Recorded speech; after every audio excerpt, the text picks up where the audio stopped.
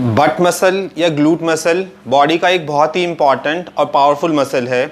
और गर्थ की बात करें तो गर्थ वाइज भी ये एक बड़ा साइज़ का मसल है। और ग्लूट मसल एक बहुत ही इम्पॉर्टेंट मसल है। यही मसल है जो बैक को सपोर्ट करता है, एब्डोमेन को सपोर्ट करता है और नीचे लेग्स, हैमस्ट्रिंग या पूरे काफ को या पूरी लेग को ही सपोर्ट करता है। मगर देखा ये गया है कि ग्लूट बहुत ही जल्दी वीक होने लगता है। और अगर रिसर्च की देखें या रिसर्च में जाके पता करें तो ग्लूट्स स्पेशली एथलीट्स में भी बहुत ज़्यादा वीक पाई जाती है। स्पेशली वो लोग जो पूरा वीक ट्रेन करते हैं, अपने आप को पूरा वीक एक्सरसाइज करते हैं, जो रनिंग में बहुत अच्छे होते हैं, उन सब लोगों में ग्लूट के वीकनेस के चांसेस बहुत ज़्यादा पाए जाते हैं।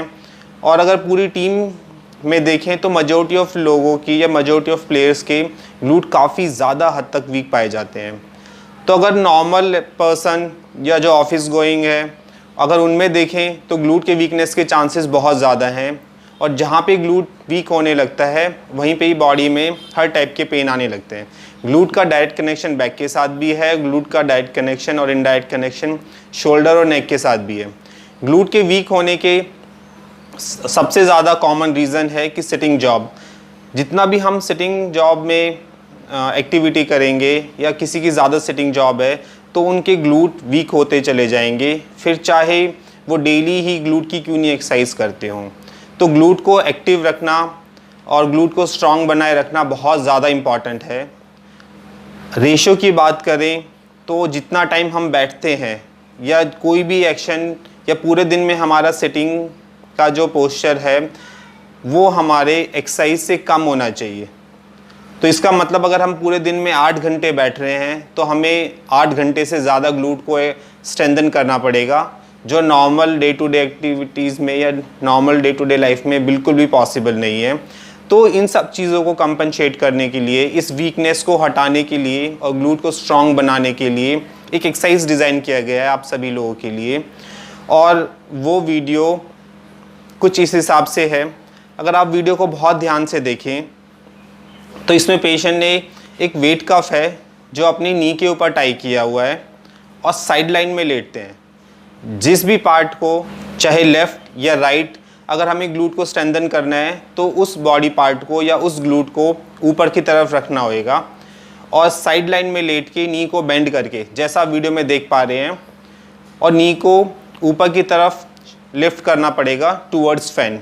और ऊपर ले जाने के बाद इसको 10-15 सेकंड तक रोकना है, काउंट फ्रॉम 0 to 10 और 15, और बहुत ही स्लो पैटर्न में इसको नीचे लेके आना है और दोबारा फिर उठाना है। इसी रैप को कुछ 15-20 टाइम्स करेंगे। ऊपर ले जाके होल्ड करना है, स्लो नीचे लेके आना है, स्लो ऊपर ले जाना है और फिर होल्ड करना है। अगर हम इसी पैटर्न में बहुत स्लो ढंग से करेंगे विद होल्ड टाइम तो ग्लूट इतना ज़्यादा टायर होने लगेगा, पेशेंट को फटीग होने लगेगा, बर्निंग स्टार्ट होने लगेगी। अगर वो सब हो रहा है तो एक्सरसाइज सही ढंग से हो रही है, और अगर वो सब नहीं हो रहा है तो इसका मतलब ग्लूट एक्टिव नहीं हो रहा है।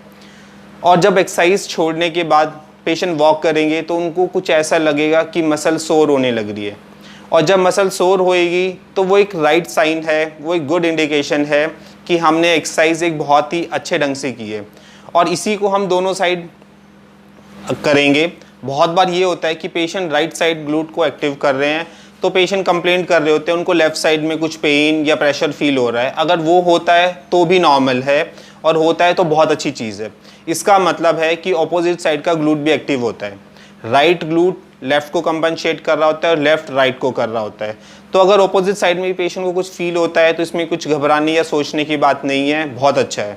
और नहीं होता है तो कोई बात नहीं, एक टाइम के बाद वो होने लगेगा। और ये एक बेस्ट एक्सरसाइज है ग्लूट को स्ट्रॉन्ग बनाने की। और बहुत बार लोगों को बैक में पेन होता है, जैसे मैंने वीडियो के स्टार्टिंग में बोला है, और अगर कोई इसी ढंग से इस एक्सरसाइज को करता है तो उनके बैक पेन की इम्प्रूव होने के बहुत ज़्यादा चांसेस हैं। वैसे बैक पेन के मल्टीपल रीज़न है, बिना असेसमेंट किए कुछ भी प्रिस्क्राइब करना सही नहीं है, और ख़ुद के ऊपर ट्राई करना तो बिल्कुल भी सही नहीं है। तो ये बस एक कॉमन से ऑब्जर्वेशन है जो बैक पेन के केसेस में पाई जाती है, तो मैंने आप लोगों के साथ शेयर किया। Thank you very much.